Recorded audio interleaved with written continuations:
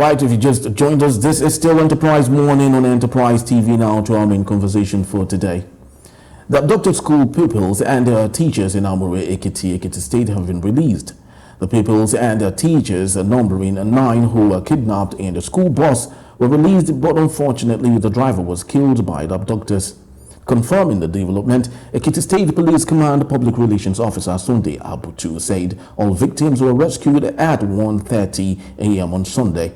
The governor of Ekiti State, Abutu Sunday, has also expressed his appreciation to President Bola Ahmed Tinubu for giving specific directives that put the search and rescue mission in top gear, and also the security agencies for the support which led to the timely release of the kidnapped pupils, and directed that the children be taken to the teaching hospital for proper medical treatment and post-trauma therapy. In the studios with me today to discuss this and make sense of our headline news is Mr. Olusegun Okwade. He is a chartered accountant and also a public affairs analyst. Mr. Olusegun, you're welcome. Good morning, and good morning to all our viewers. Happy New Week. Happy New Week to you, sir. This morning. Thank you so very much for having you. So let's get into this discourse. And first off, we'd love to say thank God for the smooth release of these little ones and their teachers. But unfortunately, we lost one of them, who happens to be the driver of the school bus. But one thing that wasn't mentioned in all of the discourse here is if there were any form of ransom that was exchanged for the release of the school children and their teachers. So is there a missing information that Nigerians are not getting to see here? Thank you very much. First and foremost, I will join you to acknowledge God Almighty for the release of the children and their teachers. And my condolences to the family of the drivers, and that the Lord Almighty will grant them the fortitude to bear the loss. Because if you look at it, that's the head of the family, who definitely we can revert to as the breadwinner. Exactly. We don't know what the wife is doing, but I know definitely, because the government is involved, they should put certain measure in place to take care of the welfare of that family, because it's germane. Going back to your question that a missing link, I'm sure you know that everything the government gets involved in, ransoms are not always being paid, except you hear from the people concerned to say, okay, we actually galvanized some fund together and we paid. So which always lead to conflict between the law enforcement agency and the family of the concern of the adopters. So here, you know, you heard the governor acknowledging the effort of Mr. President, giving directives to actually lead to the release of those people. But my perspective to it is, how many of these are we going to be hearing and experiencing on a daily basis? I listened to the PPRO of the Nigerian police, where they said we actually overblown the level of insecurity in the country, that it's not as much as what we hear. But I ask myself, when you say overblown, just in Ekiti, where we seems to be having considered as maybe center of attraction, we lost 2 royal fathers. By my calculation as a Yoruba boy, you have lost a whole community. Get hold of the head, the body is no longer in function. Very true. Because that is the person that gives direction to what happened in that particular community. And now there's a vacuum.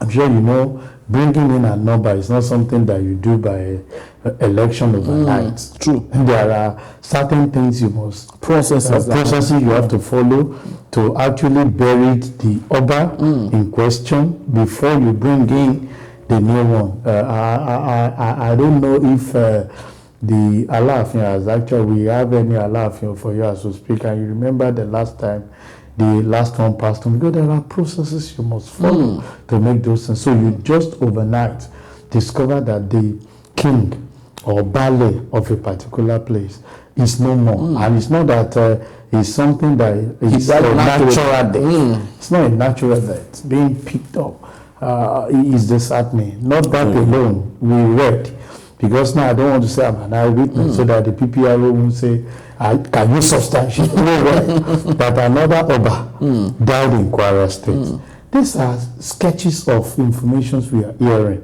We hear that there are some places where kidnapping is happening and people are not even reporting to the law enforcement agency.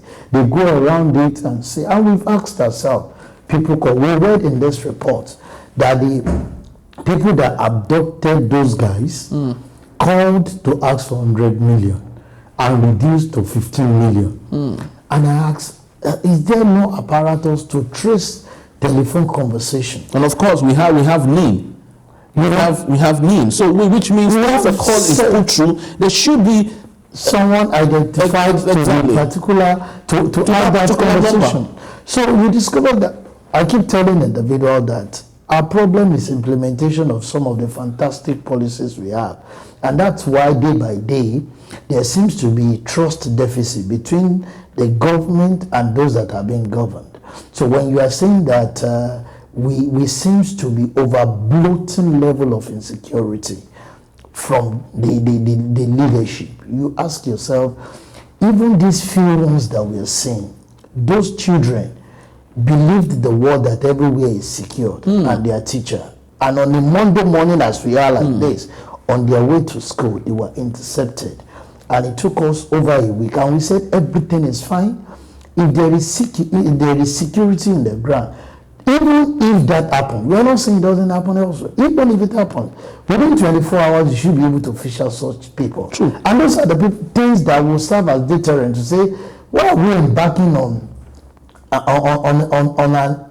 venture that we know that they will get hold of us? Now they've killed the driver. Those people have actually been released. We are not talking about those that actually held those guys to captive. What are we saying about them? Are they being, all we heard is that before that period, certain number were actually picked up to say they are linked to the, adoption of those children and the teacher.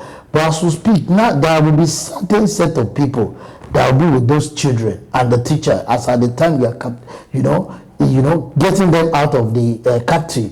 We are not hearing anything about it. That's why at times I say there seems to be a lacuna. We see the beginning of the film. The end of the film become inconclusive. And that is why day by day, it started small. Now we are not nipping it at the bud. A lot of people are venturing into it.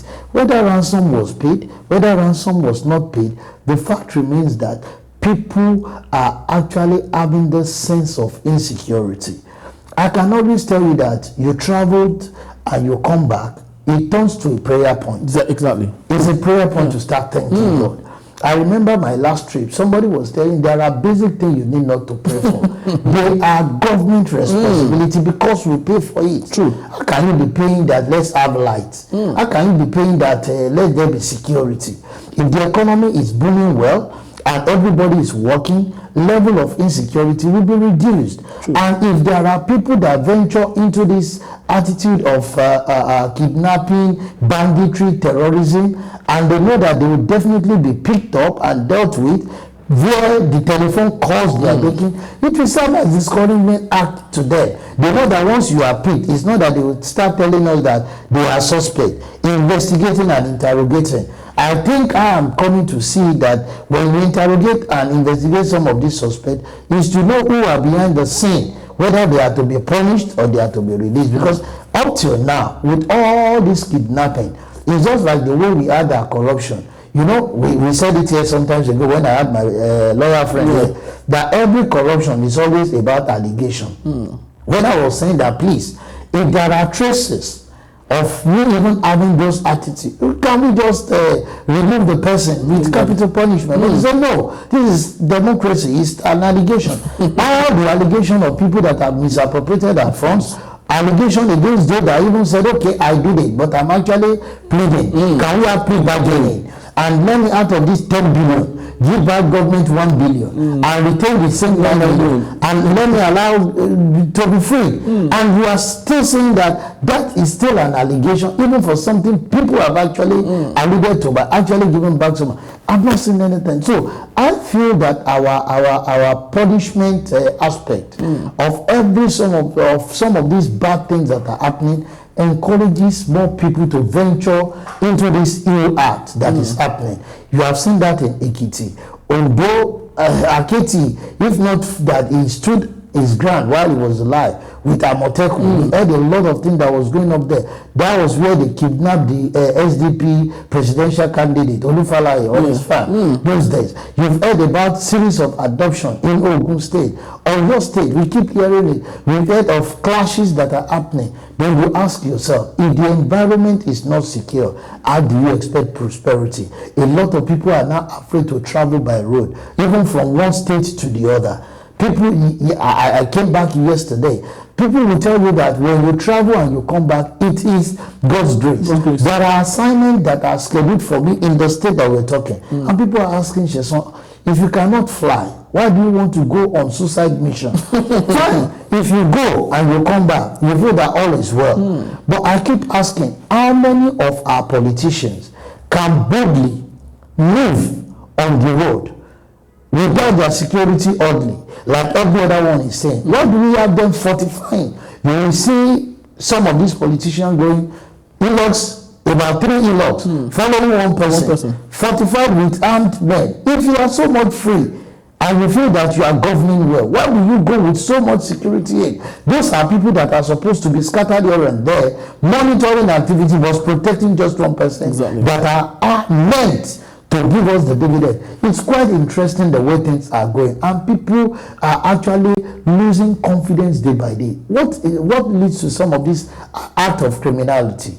It's because people are not empowered economically, and they are looking at diverse ways to enrich themselves. We are not encouraging it. But those that are actually ventured into it, how many of them have we punished? What we've been hearing now is that we move from allegation when it comes to corruption is now suspect. I can roll out the number of suspects that the law enforcement agency has picked regarding these people. We are going to investigate them. At times they even pick people. Have you forgotten those days that they will say this law enforcement agency will come to an area and they will rank everybody and take them to and start questioning them, saying that they have a suspicious information. You have a suspicious law. There are information that certain things are going on here, and those people will just not be there. I've asked, where is the story? What's the update of the story of Evans that started kidnapping today? True. Is he still in jail? Do we have any documentary to show that this man that was caught that period is still in jail, or he has actually been released without us knowing? These are things that we should be doing to build the confidence of the people, because we know the atrocity Evans committed then. In fact, they are the pioneers, which he owned up to. Yeah, they are the pioneers. Fine, we know he's actually been jailed. But as we speak, is he still in jail? Can we have a report from the law enforcement agency to restore the confidence to say, at least I know of that one, because I've not heard of any. You always hear of suspects, and those suspects, some of them will come out to say, I was just picked up on the road. I know nothing about kidnapping. Even looking at me, do I look like one? So I think the government needs to be intentional about punishing people. And that alone will serve as deterrent, not encouraging individuals to go into the business. I'm sure you know, if you start up a business now, and I can see you that you are prospering in it, I don't have to carry out feasibility report. It's just to go and meet some of my friends and say, guys, can we invest in this? Because this man has started it. That's the way they do. So same is applicable. Kidnapping has become a business venture that people just say, can we govern? People are orchestrating their own kidnapping. Telling people that have been kidnapped. I read a story of a man that was owing and organized his kidnapping so that he can get the money to repay back. Is to tell you that most of the things that are happening, we are not taking it with all seriousness. I want situation where we will see people not behind the bar. People seems to see because people need stiff punishment in whatever that they do. not you just coming with mere words, and this atmosphere of the law enforcement agency coming to tell us that things. If you move between Lagos and Ibadan, you see the number of security. I give kudos to them. Security agencies on that road.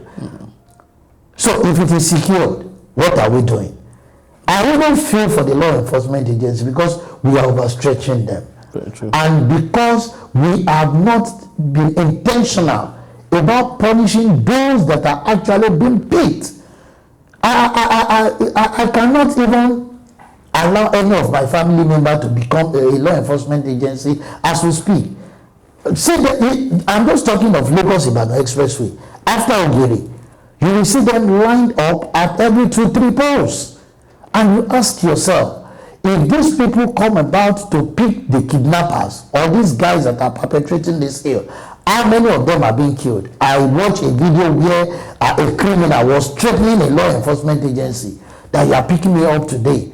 Just give me 6 months exactly. or 1 year. I will come back for you and your family. Exactly. And you think that those young people that you want to recruit into security agency will be happy to go into such venture? And because the man, I'm sure before the guy uttered that words, that's not the first time he did. Exactly. He said he's yes. Men are coming for him. But it's just a matter of time. 1 year. He will spend 1 year and he will come back. And you can imagine he must have actually carried that out. Because I didn't see the law enforcement agencies do something about that. Exactly. So we must be intentional. I feel and I salute the law enforcement. They might have few things that you can speak about that they are not doing right, but I think we are overstretching them, and the reason is not far-fetched.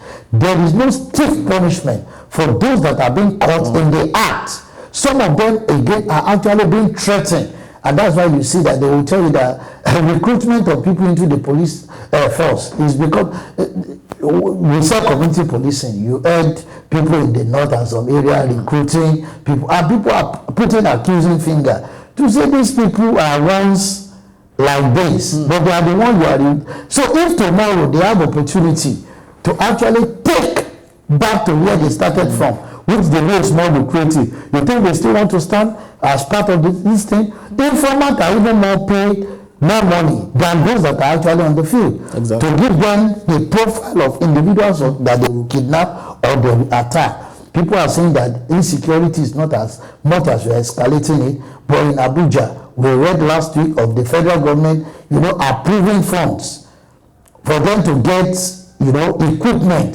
to monitor and trail activity, to be extended to even some other states closer to Abuja. And we are saying that insecurity is not as overbloated as we are saying it, that we should stop painting the country what it looks. I keep saying that government should be intentional about punishing those that are actually picked.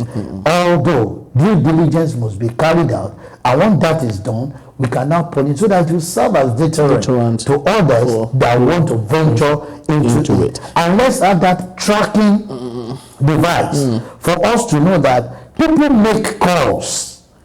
People make calls, and they still start with high bargaining, 200 million.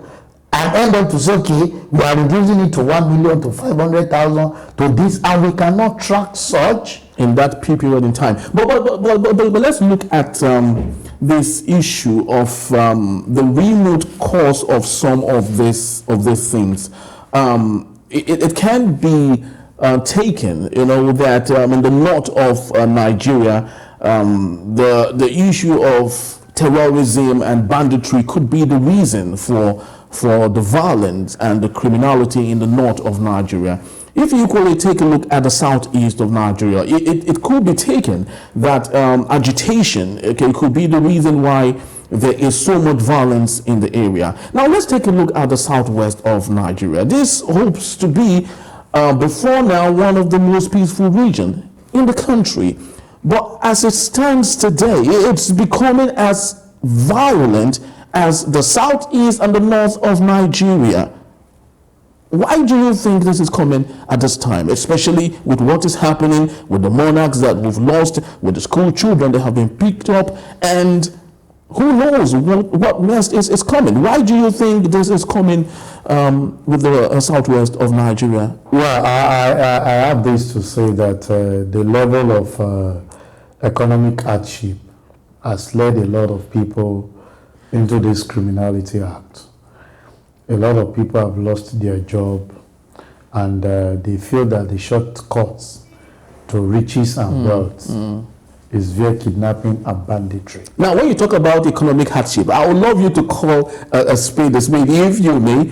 At what point do you think this economic hardship is transitioning into? Because of course, we can't say there hasn't been some level of economic hardship around the country, but for the southwest of Nigeria, where do you think this economic hardship actually started from that has led to what we are seeing today? Yeah, well, I would say first and foremost, the government inherited some, but they compounded it. Oh, okay. We have to be frank with ourselves. So we're saying from May 29th? We compounded it. Okay. We inherited the hardship, but they did not sustain it, or to say they want to reduce it, but they compounded it. And what do I mean? Practically, we see the exit of multinationals from the company based on the inconsistent policy of the government, which creates unemployment for our people. 2, the level at which the foreign exchange keep increasing, knowing fully well that we are not producing anything in the country. I'm sure basically everything you need to talk about as we speak is becoming unaffordable, and they keep increasing every day. Yeah. Practical example, give somebody an assignment 3 weeks ago to do, and I was out of town. I came back and I said, can you go and do it? As at 3 weeks ago, he gave me a quote of 130,000. And I came back, I called them on Thursday that it should be mobilized. And he said, sir, I can't do it. It goes for about 180,000. I said, what makes the difference? I got some things online 2 weeks ago. I checked the price. I checked yesterday to purchase it. I have an increase of over 60,000 naira. So how do you manage some of those things? The consumables, those food that we eat are becoming unaffordable. I'm sure you will see some of these kits that people are actually doing to just create a kind of relief. They will tell you on one Congo of Gari, let's give thanks to God because it is now this amount. On the rising dollar, let's give thanks to this. People create Omo, but that's the reality. People can no longer take, in fact, before that we used to have 111 as our formula for eating. It reduced to 101 about the afternoon. As we speak, people struggle to even have a meal to eat a day.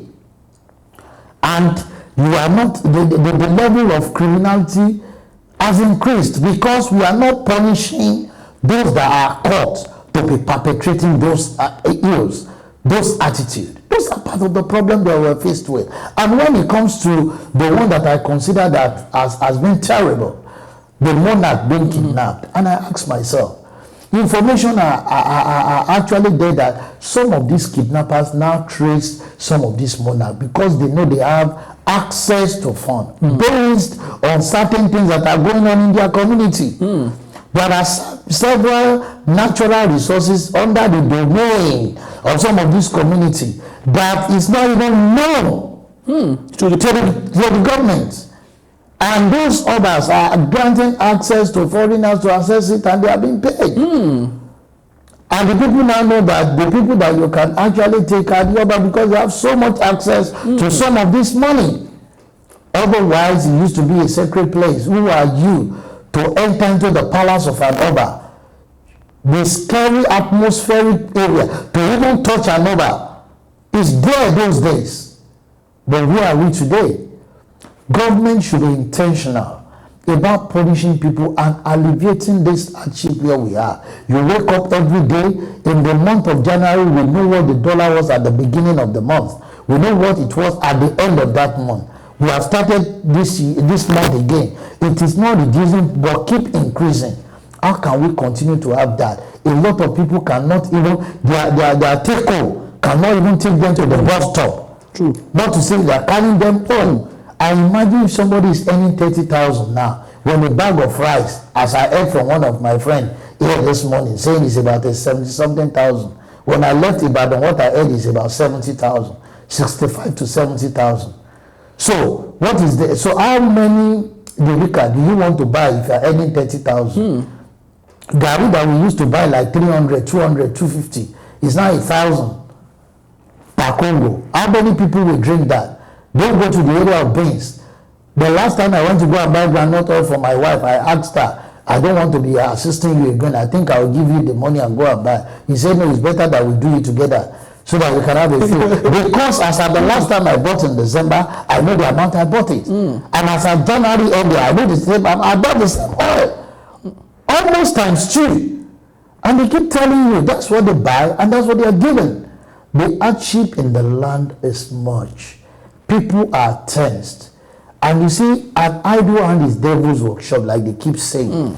And it will continue to be devil's workshop if you don't punish those that are caught in the act of this criminality. Now, talking about punishing those that are caught, because all of this is a network and a web.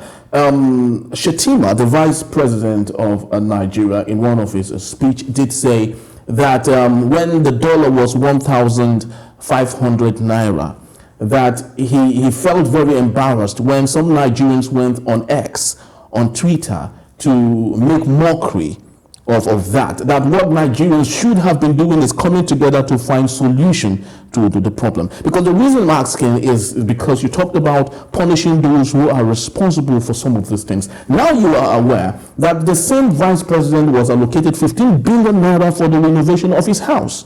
There are so many other plethora of expenditure that was made by the government. So when you talk about punishing those who are responsible for this, is there a limit to this punishment? There is no limit. Nobody is above the law. That's what we're told. But we know that we have sacred cow, sacred people that you cannot touch when you come to this country. So the vice president coming to say people are making mockery rather than coming together to the solutions that people have provided. How much of it have they utilized for the betterment of the people? How sensitive are they? We keep hearing of them telling us to tighten our belt. We keep tightening. As we speak now, we have over-tightened the belt. But they are living, living so much what I would call lavish life. How many people around them are they impacting? If truly they are sensitive to the plight of the citizen. People have said, okay, you remove subsidy. What are the measures that you have actually put in place to sustain it? Businesses are crying day by day. You heard about the collapse of the grid recently. Do you know the number of times we've had that? And it is impacting on the business of individuals. You can imagine those that are in the business of frozen foods. Exactly. That they have to maintain power supply. I was in Ibadan, practically all the people that was there, they were on generator. A liter of diesel. At 600 naira plus. That's enough for petrol. A liter of diesel is about 1,200. And somebody had to, a room where you pay like 15,000, people are charging 30,000. People are now staying in their car when they travel. But at times they will think twice and say, rather than staying in the car, I am not even safe, can I even enter a room? You now see people meeting at hotel and saying, can we consolidate? Because, okay, I don't even know you from Adam, but can we consolidate and pay a room? We just want to stay a night.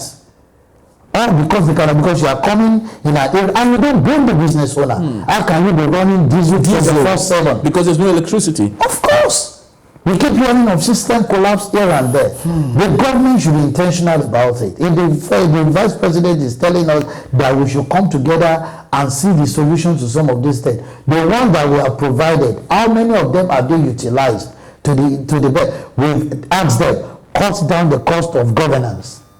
Rather, we keep hearing the National Assembly needs this vehicle. Are they telling us that majority of them have even better vehicles than that? Than what we are preparing for them? True. Can we use some of these funds to say we understand the hardship? The injection of funds from CBN, is it actually to the manufacturers that needed it or to the politicians that have access to those people? Availability of our funds as Nigerians. Naira is not... I won't go to ATM. I've been asking people questions. You go to ATM that they call automated teller machine to dispense cash for you. They are not available. There's no money in it. 24 hours. It's very... For days. So we keep saying it, that government is not about you talking. You see, we don't want you to talk. expedite the action. We will be the one. There's a particular organization I worked for. Our MD will tell you then that I don't need to advertise. You will advertise the business. And that is your appraisal. If you are able to give satisfaction to the customer, they will be the one to tell fellow people, and it was working. It was a banking institution that when you give that quality service, it is the customer that will go. So they don't need to go and pay any station to tell them. People will come and say, we can. The same way they are crying, everywhere you go now, it is actually. I listened to the right-hand man of the president, K1 the Ultimate, in one of his videos, saying, my Oga, my principal, people are crying, and I said, I think this is the end of the show. It has really got him to because I know if K1 has been dishing out $1 million as charity to people, it has increased to 5 million.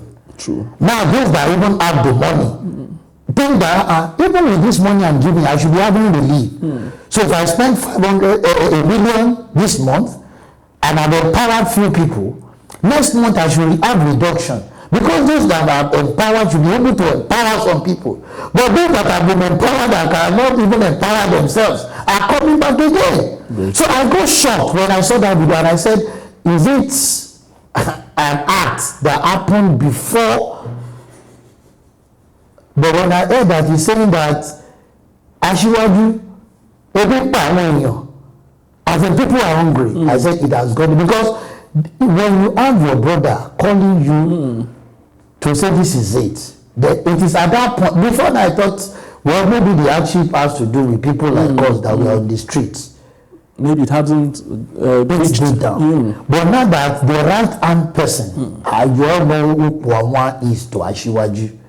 So for him to come, I listened to that 3 or 4 minutes video from beginning to the end. Because over the weekend, to go and ease the pressure, I was at Ibadan to listen to Kwamwan. Kwamwan is made because his business is moving. People are still doing party. His business is moving. But I'm sure the dependence on him keep increasing. And that's what an average elite is facing as we speak. True. Today, in fact, we come out every day. The money we are coming out with, you will not even eat there. It is people around. 500, 1,000, 2,000, 200. Before you know it, that 20,000 is gone. Because the truth is the truth. Yes. It's the truth.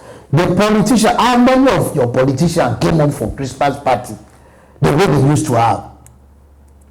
Not possible. Let's be sincere with ourselves. If there is hardship in the land, and government must be intentional about solving this problem before it gets out of hands.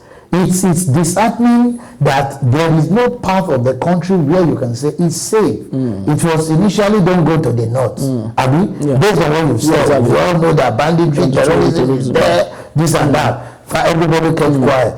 Later we got the east. Don't go to the east. There are agitators. This is down. Now it's in the west. So where exactly do you want to go? I keep telling individual, years back, not too far, maybe 8-10 years ago, the nature of my work entails me to travel every part of this country without flying. I can connect from Lagos to Ibadan, from Ibadan, or from Lagos to Ogun to or linking Benin, from there to the east. East, I will connect the north. By road, for complete 1 month, I'm moving from one place to the other because of the nature of my job. But these days, now you can't try it. I dare not. The highest I can go by road is maybe Lagos, Ibadan. Every other area, and to even fly, my brother, you can't go there. The last time I embarked on a trip to Abuja, I asked myself, what is this country turning to? Abuja of 35,000, 40,000. Abuja will fly to in the morning and come in the evening. That even your family will not know that you travel. Even your staff will not know. You have a first flight to catch by 6:30. You are there at your meeting for 9 in Abuja. And by 11, you are back to Lagos. The next available flight, you are going to the airport. 35,000, 40,000, 48,000. And they said it's about 180-something thousand a return ticket. So is that not going to impact on the business? Exactly. That which I went for was factored into it. So if you want me to come to Abuja 3, 4, 5 times, you can imagine that your bill I'm going to give to you will not be what it used to be. So government should be intentional. Every aspect of our economy needs critical attention, but the fundamental of it that needs to be addressed because of the kind of person Nigerians are, creative set of people, innovative, very resilient, is to tackle the level of security. If the environment is secure, I can tell you, people can move at night.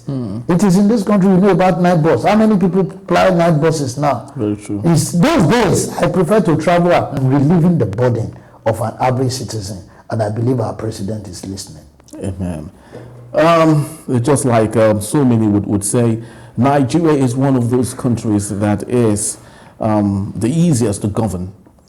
If only our leaders, just like Mr. Olusegun has said, are intentional to the issues that it's very concerning to the people of this country. I'd love to say thank you so very much, Mr. Olusegun, for being part of our show. I really did enjoy our discussion today. And just like you did say, I hope and pray that the president is listening to some of these things coming from Nigerians. Thank you so very much, sir. Thank you for having me. Thank you. So, it's a wonderful time with you. I'd love to say thank you so very much for being part of our show today. But please do well to visit our website at www.enterprisetvnews.com and also like, comment, and follow us on all our social media platforms at Enterprise TV 7. I am Henry Ikwebike. I'll see you tomorrow for yet another awesome time. Thank you for watching.